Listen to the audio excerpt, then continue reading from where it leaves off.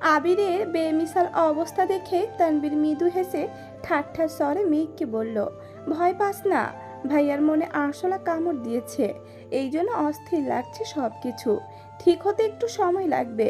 Memer আদি দুইজনে একসঙ্গে চেঁচিয়ে উঠল, গাড়িতে আরশোলা আছে? কই আরশোলা? আল্লাহ বাঁচাও! ওদের নাচানাচিতে তানবীর গাড়ি সাইড করে পেছন ফিরে তাকালো, তেজপূর্ণ গম্ভীর কণ্ঠে শোধালো, আমি কি একবারও বলছি গাড়িতে আরশোলা আছে? আদি আর্তনাদ করে বলল, তুমি না বললা ভাইয়াকে আরশোলা কামড় দিয়েছে? তানবীর উদাস ভঙ্গিতে বলল, ভাইয়াকে কখন কোথায় আরশোলা কামড়িয়েছে কে জানে, তোরা চুপচাপ বস, গাড়িতে আরশোলা নেই, তারপরেও লাফালাফি করলে আরশোলার বাড়িতে ফেলে দিয়ে আসবো। আবির তখনও চোখ বন্ধ করে বসেছিল। তানবীর এবার আবিরের দিকে তাকিয়ে একগাল হেসে বিড়বিড় করে শোধালো, ভাইয়া ব্যথা কি বেশি লাগছে? হাসপাতালে নিতে হবে? আবির সহসা চোখ খুলল, আর চোখে তানবীরের দিকে তাকালো, কিন্তু কোনো রিয়াকশন দেখালো না। তানবীর তখনও হেসেই যাচ্ছে। তানবীর পুনরায় ডাকলো, আবির শুধু ভুরু নাচালো। তানবীর ঠোঁট বেঁকে হেসে বলল, চোখ বন্ধ করে জোরে নিঃশ্বাস ছাড়ো আর বলো অল ইজ ওয়েল, দেখবে একটু শান্তি লাগছে। আবির ভুরু গুটিয়ে তাকালো। তানবীরের হাসি দেখে আবিরও খানিক হাসলো, তারপর তপ্ত স্বরে বলল, মজা নিচ্ছিস? তানবীর সশব্দে হেসে উত্তর দিল, একদমই না। আবির ভারী কণ্ঠে বলল, দিন আমারও আসবে, তখন বুঝবো কত ধানে কত চাল, চুপচাপ গাড়ি স্টার্ট দে। তানবীরও আর কিছু বলল না, ঠোঁটের কোণে হাসি রেখেই গাড়ি স্টার্ট দিল। মাইসাপুর বিয়েতে মেয়েকে শাড়ি পরা দেখে আবির সারা রাত ঘুমাতে পারেনি। সাকিব তানবীরকে সবই বলেছে। তখনকার অবস্থা তানবীর স্বচক্ষে না দেখতে পারলেও এখনের অবস্থা ঠিকই দেখতে পারছে। গাড়িতে এসি চলছে, তারপরেও আবির ঘামছে, স্থির থাকতে পারছে না। একবার টিস্যু দিয়ে চোখ মুখ মুছছে, সানগ্লাস খুলে সামনে রাখছে, আবার চোখে দিচ্ছে, এই ফোন বের করছে, আবার পানি খাচ্ছে। বুকের বাঁ পাশে অবস্থিত হৃৎপিণ্ডটা অবিরত কাঁপছে। কথায় আছে না, শাড়িতেই নারী। যে অষ্টাদশী জামা পরে পিচ্ছি মেয়ের মতো সারা বাড়ি ছোটাছুটি করত, সে আজ শাড়ি পরে পরিপূর্ণ নারী রূপে আবিরের সামনে আসছে। মায়াবিনী তো জানে না, তার মায়ার জালে আবিরের মনটা বন্দী হয়ে আছে বহু বছর ধরে। নারীরূপী মায়াবিনীকে অনন্তকাল দেখার স্বাদ জাগছে আবিরের অন্তরে। ইচ্ছে তো অনেক কিছুই করছে, মায়াবিনীর দুই গাল স্পর্শ করে চোখে চোখ রেখে মায়াবিনীর সমুদ্রের ন্যায় গভীর দুই চোখে চিরকালের জন্য ডুবে যেতে, কপালে আলতোভাবে নিজের ঠোঁট ছোঁয়াতে, হৃদয়ে জমানো নিবরোধী ভালোবাসার এক খণ্ড মায়াবিনীর উদ্ধেলিত মনটাকে শান্ত করতে, মায়াবিনীর চোখে চোখ রেখে সাত সমুদ্র পাড়ি দিতে, নীল আকাশ, অগণিত পাখি আর সমুদ্রের সুবিলাস জলরাশিকে সাক্ষী রেখে বলতে, অমৃত ভালোবাসি তোকে। আবির সিটের সঙ্গে হেলান দিয়ে বসে আছে, দৃষ্টি তার গাড়ির মিররে। পেছনে সিটে বসা অষ্টদশীকে আপন মনে দেখি চলেছে। হঠাৎই ঠোঁটের কোণে এক চিলতে হাসির ঝলক দেখা গেল। কেন হাসলো কে জানে। এদিকে মেঘ শাড়ি ঠিক করায় ব্যস্ত, প্রথমবার এভাবে শাড়ি পরেছে, বারবার মনে হচ্ছে এদিকে ওদিকে খুলে যাচ্ছে, তাই সেসব চেক করায় ব্যস্ত।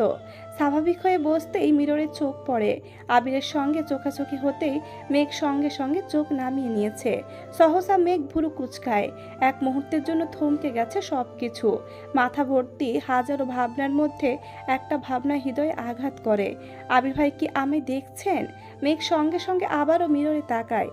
ততক্ষণে আবির চোখে সানগ্লাস পরে ফেলেছে, তা দেখে মেঘের কোচকানো ভুরু যুগল আরো কুচকে আসে। সূক্ষ্ম নেত্রে তাকিয়ে থাকে বেশ খানিকক্ষণ, মনে মনে ভাবছে, ওই একজোড়া চোখ কি আমায় দেখে থমকে গিয়েছিল? শুধু কি দৃষ্টি আটকে গেছিল, নাকি দৃষ্টির সঙ্গে অন্তরতম আঁচলও? ভাবতেই মেঘের উষ্ঠদয় প্রশস্ত হলো, হৃদয়ে জমানো অনুভূতিরা চোখে উপচে পড়ছে। আবির ভাই তাকে দেখে মুগ্ধ হয়েছে ভেবেই মেঘের মন প্রজাপতির মতো উড়ে বেড়াচ্ছে। মেঘ নিজেকে আওড়ালো, ওনার কোমল প্রাণ চাহনি কি কিছু বলতে চাইছিল? তবে কি আবির ভাইয়ের মনেও আমার জন্য অনুভূতি জন্মাচ্ছে? পুরো পথ মেঘ আবিরের চিন্তায় মগ্ন থেকেছে। শ্যামবর্ণের এক পুরুষের প্রেমে মেঘ মাতোয়ারা হয়ে গেছে।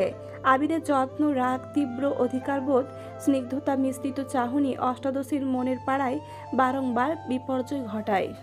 মেঘের প্রাণোচ্ছল জীবনে আবিরের আবির্ভাবটা ঠিক যেন ধূমকেতুর মতো। কয়েক মাসে অষ্টাদশীর কোমল মন আবির ভাইকে নিয়ে স্বপ্ন দেখতে শুরু করেছে। মেঘের জীবনে বাবা আর ভাইয়ের পর আবিরই একমাত্র ছেলে, যার সংস্পর্শে নিজেকে নিরাপদ মনে হয়, যার দৃষ্টি স্পর্শ কোথাও অশ্লীলতা ছোঁয়া অনুভব করেনি। তার জন্যই বোধহয় আবির খুব দ্রুত অষ্টাদশীর হৃদয়ে জায়গা করে নিয়েছে। সেই থেকে অষ্টাদশীর মস্তিষ্ক জুড়ে আবিরের সঙ্গ পাওয়ার অদম্য প্রয়াস সর্বক্ষণ বিচরণ করে। আচমকা গাড়ি থামানোতে মেঘের সুদীর্ঘ ভাবনায় অবসান ঘটে। চিড়িয়াখানা দেখে আদি সবার আগে গাড়ি থেকে নেমে পড়ে। ইকবাল খান আগেও কয়েকবার মেঘদের নিয়ে চিড়িয়াখানায় এসেছিল, তাই আদির এই জায়গা খুব পরিচিত। চিড়িয়াখানায় ঘুরতে ঘুরতে আদির ক্ষুধা লেগে গেছে। আদির সঙ্গে মিমও জানালো তারও ক্ষুধা লাগছে, কিন্তু মেঘের সেসবে মনোযোগ নেই। তার মন মস্তিষ্ক জুড়ে শুধু আবির ভাই ঘুরপাক খাচ্ছে। এর মধ্যে বেশ কয়েকবার চোখাচোখি হয়েছে দুইজনের। মেঘের আগে আবিরই চোখ নামিয়ে নেয়। চিড়িয়াখানা থেকে বের হতেই তানবীর ঠান্ডা কণ্ঠে বলল, ভাইয়া তুমি বনুকে নিয়ে বোটানিক্যাল গার্ডেনে যাও, আমি সবার জন্য খাবার নিয়ে আসছি। মিমার আদিও তানবীরের কাছেই রয়ে গেছে। আবির দুইটা টিকিট কেটে মেঘকে নিয়ে ভেতরে ঢুকলো। এই যেন গাছের সাম্রাজ্য ঢুকে পড়েছে। চারপাশে শুধু সবুজ আর সবুজ। প্রায় 84 হেক্টর জায়গা জুড়ে অবস্থিত এই উদ্ভিদের সাম্রাজ্য। মেঘ আবিরের পিছু পিছু হাঁটছে আর চারপাশের পরিবেশ দেখছে। হঠাৎ কি মনে করে মেঘ হাঁটার গতি বাড়িয়ে আবিরের পাশাপাশি এগিয়ে গেল। আবিরের সাথে তাল মেলানোর চেষ্টা করছে। আবির যেখানে পা ফেলছে সমান দূরত্বে মেঘও পা রাখার চেষ্টা করছে। আবিরের হাঁটার গতি বেশি হওয়ায় মেঘ শাড়ি পরে ঠিক কোলাতে পারছিল না। আবির আর চোখে চেয়ে মেঘের পাগলামি দেখে মুচকি হাসলো। পকেট থেকে ফোন বের করতে করতে হাঁটার গতি কমিয়ে আনলো। দুই জোড়া পা এখন সমান তালে এগিয়ে যাচ্ছে। বাসন্তী রঙের পাঞ্জাবিতে আবির, তার সঙ্গে বাসন্তী রঙের শাড়িতে মেঘকে বেশ মানিয়েছে। লম্বাটে আবিরের পাশে মেঘকে আজ খুব একটা পিচ্ছি লাগছে না। শাড়ির সঙ্গে হিল জুতাতে বেশ বড়ই লাগছে মেঘকে। তানবীর কল দাবায় আবিরের গতি কিছুটা কমে গেছে। মেঘ সামনে চলে গেছে। পাশ দিয়ে 2-4টা ছেলে যাচ্ছিল। তাদের মধ্যে একজন ঠাট্টা স্বরে বলে উঠল, কি রে মামা, আজকাল পরীরা আসমান থেকে নেমে বোটানিক্যাল গার্ডেনে ঘুরতে আসতেছে নাকি? দ্বিতীয়জন বলল, হ রে মামা, আমরাও তাই মনে হচ্ছে। চুলগুলো দেখছিস? জোস না, আসলেই জোস। এমন একটা মেয়ে যদি আমার গার্লফ্রেন্ড হতো। আচমকা ছেলেগুলোর মুখ বন্ধ হয়ে গেছে। মেঘ আবিরের দিকে তাকাতেই দেখলো আবির ফোন চাপছে। মেঘ ঘাড় ঘুরিয়ে আবারও ছেলেগুলোর দিকে তাকালো। ততক্ষণে ছেলেগুলো মাথা নিচু করে চলে যাচ্ছে। মেঘ আবিরের অভিমুখে চেয়ে আছে। আবির ফোন থেকে চোখ তুলতেই মেঘের চোখে চোখ পড়ে। আবির ভুরু নাচাতেই মেঘ কপাল কুঁচকে প্রশ্ন করলো, আপনি ছেলেগুলোকে কিছু বললেন না কেন? আজ কিছু বলার মুড নেই। মেঘ উদ্বিগ্ন কণ্ঠে শোধালো, এত পরিবর্তন কিভাবে সম্ভব? আবির ঠোঁট বেঁকিয়ে হাসলো, মৃদু স্বরে বলল, ফাল্গুনের প্রথম দিন, আমি আমাকে সময় দিতে এসেছি। এইসব ছেলেদের সাথে কথা বাড়িয়ে নিজের অবস্থান নষ্ট করতে চাই না। তাই বলে কিছুই বলবেন না? তুই কি চাস এখন ছেলেগুলোকে ধরে পিটায়? তাহলে তোর শান্তি লাগবো? মেঘ গাল ফুলিয়ে বলল, জানি না। মেঘের মনে অভিমান জমেছে। একদিন এক ছেলে মেঘের হাত ধরেছিল বলে আবির অফিস থেকে এসে মাঝ রাস্তায় ছেলেটাকে মেরেছিল। আর আজ ছেলেগুলো বাজে কমেন্টস করেছে, তাতেও আবির কোনো প্রতিক্রিয়া দেখালো না। মেঘের মনে আবারও দুশ্চিন্তা ঢুকে গেছে। আবির ভাইয়ের এই পরিবর্তন মানতে পারছে না। ছেলেগুলোকে একটা ধমক দিলেও মেঘ মানসিক শান্তি পেত। আবিরের পিছু পিছু হাঁটতে হাঁটতে অনেকটা দূর চলে গেছে। আকস্মাৎ মেঘের নজর পড়ে, সামনে গাছের নিচে একটা কাপল বসে আছে। মেঘ আবিরের মনোভাব বোঝার জন্য ওদিকে দেখিয়ে বলল, জায়গাটা অনেক সুন্দর, তাই না? মেঘের দৃষ্টি অনুসরণ করে আবিরও সেদিকে তাকিয়েছে। কাপেলটাকে দেখে আর চোখে মেঘের দিকে তাকালো। মেঘ খুব মনোযোগ সহকারে কাপেলটাকে দেখছে। আবির গলা খাড়াখাড়ি দিয়ে অন্যদিকে তাকিয়ে ঠান্ডা কণ্ঠে বলল, হ্যাঁ অনেক সুন্দর। মেঘ একটু ভারী কণ্ঠে বলল, ওই দিকে না, এই দিকে দেখতে বলছি। মেঘ ইনডাইরেক্টলি আবিরকে কাপেলটাকে দেখতে বলছে। আবির বুঝেও না বোঝার মতো ভান করছে আর মিটিমিটি হাসছে। আবির এবার কাপেলটার দিকে তাকালো। খানিক বাদে প্রশ্ন করলো, তুই তো বোটানির স্টুডেন্ট, ওরা যে গাছটার নিচে বসে আছে ওই গাছটার বৈজ্ঞানিক নাম কি বল? মেঘ আহামকের মতো তাকিয়ে আছে। এ কেমন মানুষ, বোঝাচ্ছে কি আর বেটা বুঝতেছে কি? মনে প্রেম ভালোবাসা নাই ঠিক আছে, তাই বলে ঘুরতে এসো পড়াশোনা, এটা কেমন কথা? আবির মেঘের দিকে তাকিয়ে পুনরায় প্রশ্ন করলো, কি হলো জানিস না? জানবো না কেন, এটার বৈজ্ঞানিক নাম মেঘালোমা ফিতা সেরাটো আবির অপটেরিস। আবির হাঁ করে তাকিয়ে আছে। মেঘের মাথায় আস্তে করে গাঁটটা দিয়ে আবির বলল, এটা টার্মিনিলিয়া আর্জুনা। কি পড়াশোনা করিস এটাও জানিস না? আর একটা গাছের দিকে দেখিয়ে পুনরায় বলল, এই গাছটার নাম বল। মেঘ ফোঁস করে শ্বাস ছেড়ে রাগী স্বরে বলল, বোটানিতে পড়ি বলে যেখানেই যাই সেখানে শুধু বৈজ্ঞানিক নাম ধরতে হবে? আমি কি এখানে পড়তে আসছি? তাহলে কেন আসছিস?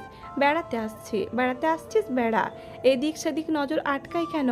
আবির ঘুরিয়ে ফিরে হলেও বুঝিয়ে দিয়েছে ওই কাপেলটাকে দেখা আবিরের ভালো লাগেনি। মেঘ ভেংচি কেটে যেতে যেতে বলল, সুন্দর জিনিসের নজর তো পড়বেই। আবির সেদিকে তাকিয়ে ধীর কণ্ঠে বলল, আমার চোখে যেমন তুই ব্যতীত সব মেঘই কুৎসিত, তেমন কাপেল হিসেবে আমি আর আমার স্প্যারো ব্যতীত সবই অসুন্দর। আমি চাই সবাই আমাদের দেখুক, আমি কেন অন্যদের দেখব? কথাগুলো বলেই আবির ঠোঁট বাঁকালো। দ্রুত পায়ে মেঘের কাছাকাছি এগিয়ে আসলো। আবারও পাশাপাশি হাঁটছে দুইজন। আবির একটু পরপর আর চোখে মেঘকে দেখছে। সামনে যেতেই তানবীরের সঙ্গে দেখা হলো। আবির তানবীরকে দেখে শান্ত স্বরে বলল, ভাবছিলাম তোর বোনের মাথাটা ঠিক আছে, এখন দেখি ও আরো বড় তার ছিঁড়া। কেন, কি হয়েছে? নির্দ্বিধায় বৈজ্ঞানিক নাম বানিয়ে বলে, পাগলের লক্ষণ। এটা তো ভালো কথা। আমার বোনের কত ট্যালেন্ট দেখছো? আবির হেসে বলল, তোর বোনের ট্যালেন্ট দেখে আমি শিহরিত। আবির আর তানবীর দুজনেই সশব্দে হাসছে। মেঘ মিমের হাত ধরে ঘুরছে, সুন্দর জায়গা দেখে ছবি তুলছে। আদি ওদের সামনে হাঁটছে আর খাচ্ছে। ঘণ্টাখানেক ঘোরা শেষে গেট থেকে বের হয়ে খানিকটা সামনে আসতে তিনটা ছেলে ছুটে আসে। মোলায়েম কণ্ঠে বলল, আই এম সরি আপু, তখন আমাদের ওইভাবে কমেন্টস করা একেবারেই উচিত হয়নি। প্লিজ আপু, কিছু মনে করবেন না। সরি প্লিজ, আর কখনো আপনাকে বা অন্য কোনো মেয়েকে এভাবে বলবো না। মাফ করে দিন প্লিজ। মেঘ আবিরের দিকে তাকালো, কিন্তু আবির নিরুদ্বেগ। আবিরের বেপরোয়া ভাব দেখে মেঘ কপাল গোটালো। তাকালো তানবীরের দিকে। তানবীর আগে থেকে সূক্ষ্ম নেত্রে তাকিয়ে আছে। কি হয়েছে বা কি হচ্ছে কিছুই বুঝতে পারছে না সে। মেঘ নম্র স্বরে জানালো, ঠিক আছে, আপনারা এখন যান। ছেলেগুলো পুনরায় জিজ্ঞেস করলো, আপু মাফ করেছেন? হ্যাঁ করেছি। ছেলেগুলো চলে গেছে। তানবীর আবিরকে ইশারায় জিজ্ঞেস করলো, সমস্যা কি? আবিরও ইশারাতে বোঝালো, তেমন কিছু না। মেঘ সন্দেহের দৃষ্টিতে আবিরকে দেখছে।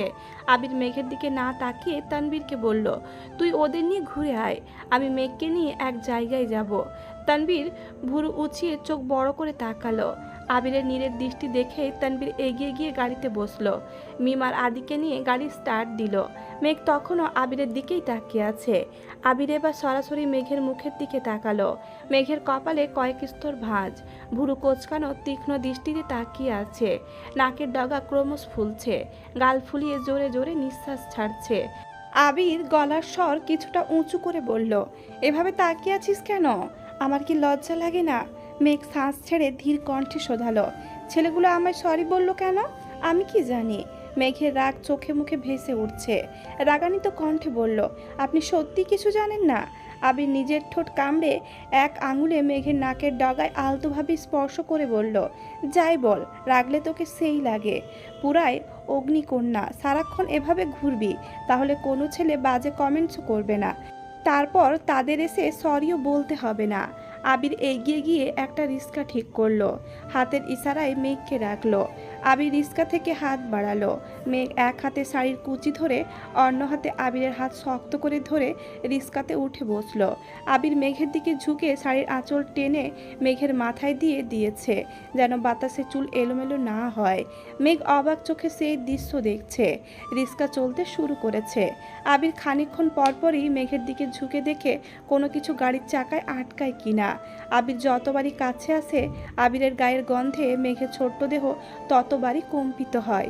কিছু দূর যাওয়ার পর একটা ফুলের দোকান থেকে আবির রিস্কা থামিয়ে সেখান থেকে তাজা ফুলের মাথার মুকুট কিনেছে, সাথে 2 হাতের জন্য তাজা ফুলের ব্রেসলেট। আশেপাশে ফুলের সুগন্ধ ছড়াচ্ছে। আবির নিজের হাতে মেঘকে সেসব পরিয়ে দিয়েছে। মেঘ আজ নির্বাক, কথা বলতে একদমই ইচ্ছে করছে না। আবির ভাইয়ের সঙ্গে এক রিস্কাতে পাশাপাশি বসে আছে, এতেই তার খুশির সীমা নেই। তার ওপর আবিরের যত্নে বারংবার অভিভূত হচ্ছে। নতুন করে নতুনভাবে প্রেমে পড়তে ইচ্ছে করছে। কোথায় যাচ্ছে, কেন যাচ্ছে, কোনো কিছুই জিজ্ঞেস করার ইচ্ছে তার নেই। আর একটু সামনে গিয়ে মিষ্টির দোকান থেকে মিষ্টি কিনেছে। মেঘ তখনও নির্বাক ছিল। আবির ভাই আজ যেখানে নিয়ে যাবে অষ্টাদশী সেখানেই যাবে, কোনো প্রশ্ন করবে না। যেই কথা সেই কাজ। রিক্সা থেকে নেমে একটু হেঁটে একটা বাসায় ঢুকলো। মেঘ কিছুটা দূরে দাঁড়ালো। কলিং বেল চাপতেই কিছুক্ষণের মধ্যে দরজা খুলে দিল। আবির হাসি মুখে বলল, আসসালামু আলাইকুম আয়েশা আপু। একগাল হেসে উত্তর দিল, ওয়ালাইকুম আসসালাম। এতদিনে বোনের কথা মনে পড়ল? আবির মুখে হাসি দেখে ঠাট্টা স্বরে বলল, আমার মতো ব্যস্ত মানুষ আর একটাও পাবে না। আহা গো, কি কাজে ব্যস্ত তা আমার জানা আছে।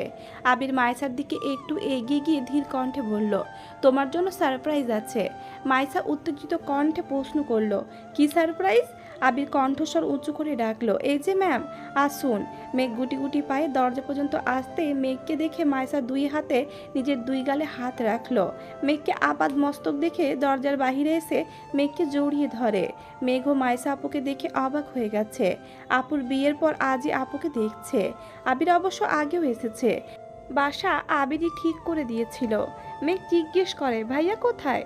ও বের হয়েছে, চলে আসবে এখনই, তোমরা ভেতরে এসে বসো। মেঘ ঘুরে ফিরে বাসাটা দেখছে। আবির ঠান্ডা কণ্ঠে মাইসাকে বলল, আমি কিন্তু আমার কথা রেখেছি, শাড়ি পরিয়ে তোমার সামনে এনেছি। মাইসা আবিরকে বিড়বিড় করে বলল, তার জন্য অসংখ্য ধন্যবাদ, কিন্তু প্রেমিকা না, আমি তাকে তোর বউ হিসেবে দেখতে চাই। ভালোবাসার অভাবে আমার ভাইয়ের মুখটা কেমন শুকিয়ে গেছে। আহারে। আবির ঠোঁট ফুলিয়ে অভিযোগের স্বরে বলল, তুমি একমাত্র বুঝছো। মেঘের দিকে তাকিয়ে বলল, আর কেউ তো বুঝেই না। মাইসা হাসতে হাসতে বলল, দাঁড়া বলে দিচ্ছি, এই না।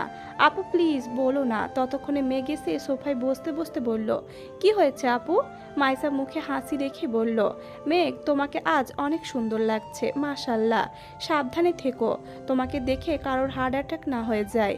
তোমরা বসো, আমি নাস্তা নিয়ে আসি। একটু পর মাইসা আপুর হাজবেন্ড বাসায় আসছেন। কিছুক্ষণ আড্ডা দিয়ে নাস্তা করে আবির মেঘকে নিয়ে বের হবে। মাইসা মেন গেট পর্যন্ত এগিয়ে এসে উচ্চ স্বরে বলল, আবির, মেঘের শাড়ি কুচিগুলো ঠিক করে দে।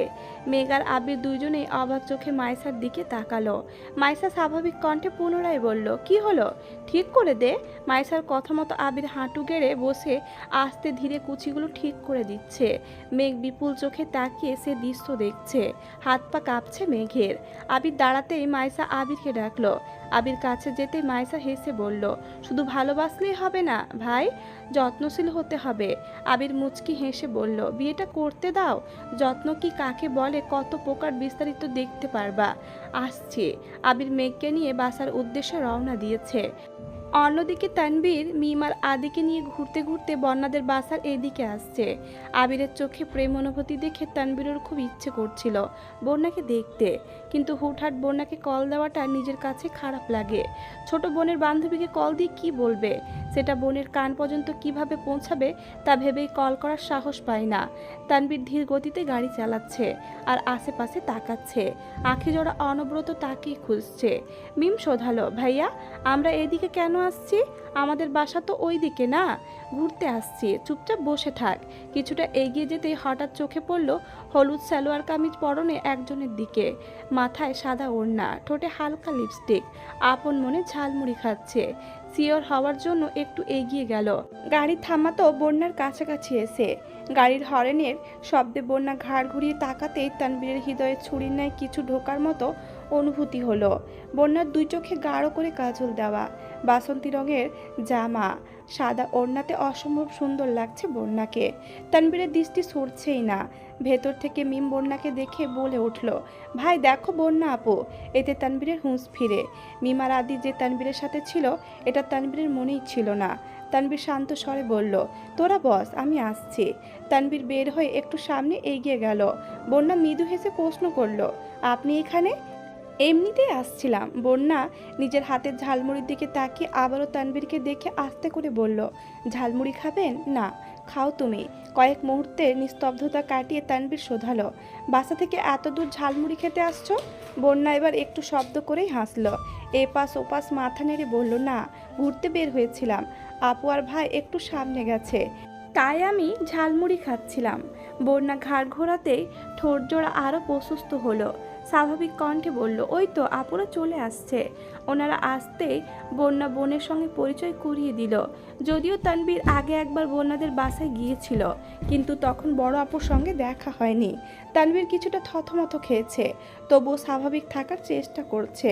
তানবীর সহজ স্বরে বলল, আসসালামু আলাইকুম আপু, কেমন আছেন?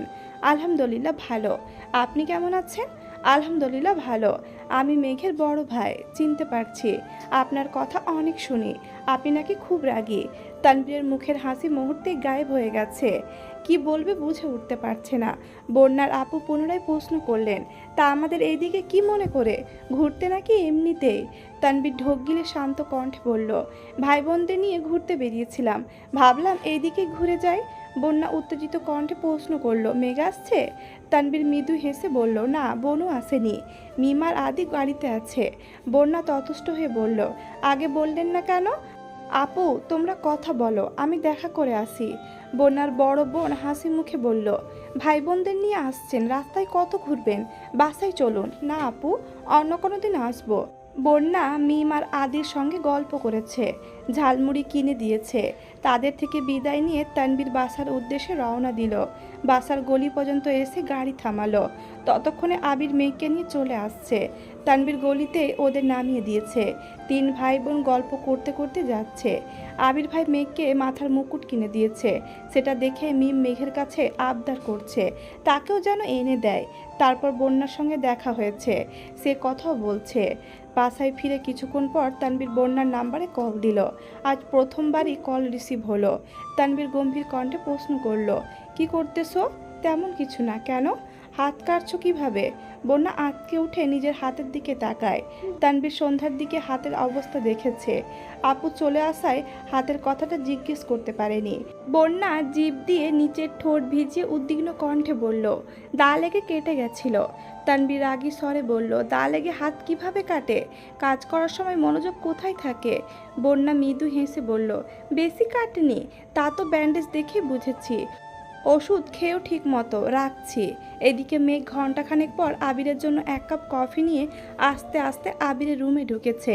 আবির চোখ বন্ধ করে বিছানার পাশে হেলান দিয়ে বসে আছে। মেঘ খুব সন্তর্পণে কাপটা টেবিলের ওপর রাখলো। কয়েক সেকেন্ড আবিরকে দেখলো, বলতে চাইলো কফিটা খাওয়ার জন্য, কিন্তু কেন জানি গলা দিয়ে কথা বের হচ্ছে না। মেঘ চলে যাওয়ার জন্য পা বাড়াতে নিলে আবির সুস্থির কণ্ঠে ডাকলো, মেঘ। অমনি মেঘের পদযুগল স্তব্ধ হয়ে গেছে। পা বাড়াতে চেয়েও বাড়াতে পারছে না, মুখ ফুটে কিছু বলতেও পারছে না। আবির অন্তত ধীর কণ্ঠে বলল, মাথায় খুব ব্যথা করছে, কিছু মনে না করলে একটু টিপে দিবি প্লিজ? আবিরের কণ্ঠ অনেক ভার, কথাগুলো অনেক কষ্টে বলেছে। মেঘ ঢোক গিলে আস্তে করে গলা খাখারি দিয়ে বলল, আপনার জন্য কফি নিয়ে আসছিলাম। এই ব্যথা কফিতে কমবার নয়। মেঘ এগিয়ে এসে আবিরের মাথার পেছনে দাঁড়িয়ে আলতোভাবে চুলে স্পর্শ করে। আবির চোখ বন্ধ করে বসে আছে, একবারের জন্য তাকেও দেখছে না। আবিরের মাথায় হাত বোলাতে বোলাতে মেঘ ডাকলো, আবির ভাই। আপনার কি হয়েছে? কি নিয়ে এত টেনশন করছেন? ভাবছি আগামীকাল ফুপ্পির সাথে বাসার মানুষদের দেখা করাবো, কিন্তু কিভাবে কি করব কিছুই ভেবে পাচ্ছি না। বাসার মানুষদের রাজি করানোর উপায় পাচ্ছি না, তাই খুব টেনশন হচ্ছে। মেঘ খানিক ভেবে বলল, আমি কি কোনোভাবে আপনাকে সাহায্য করতে পারি? না, তোকে আমি কোনো কিছুতেই জড়াতে চাই না। তোর কিছু করতে হবে না। কেন? ফুপ্পি কি আপনার একার নাকি? ফুপ্পিকে বাসায় ফেরানোর দায়িত্ব একা আপনার না, এই দায়িত্ব আমারও। আমার মাথায় একটা প্ল্যান আছে, বলি? বল। মেঘ আবিরের কানের কাছে বিড়বিড় করে সব প্ল্যান জানালো। তা শুনে আবির তপ্ত স্বরে বলল, আমি বললাম তো তোকে আমি এই ঘটনায় জড়াতে চাই না। কেন বুঝতে চাইছিস না? কিছু হবে না আমার। আপনিই তো বলেন আমি এই বাড়ির রাজকন্যা। রাজকন্যার কথা কে অমান্য করবে শুনি? আবির মলিন হাসল। পুনরায় গম্ভীর কণ্ঠে বলল, তোকে কিছু বলতে হবে না। আমি বড় আব্বু আর আব্বুকে রাজি করাতে পারবো। আপনি এত ভয় পাবেন না। আবির প্রখর তপ্ত স্বরে জানালো, রাজকন্যার ওপর অনাকাঙ্ক্ষিত আক্রমণ বা সামান্যতম আচরণ আমি সহ্য করতে পারবো না। রাজকন্যার কিছুই হবে না জনাব, আমি এখনই রাজি করিয়ে আসছি। এই শোন, পরে শুনবো। রাজকন্যা এখন গুরু দায়িত্ব পালন করতে যাচ্ছে।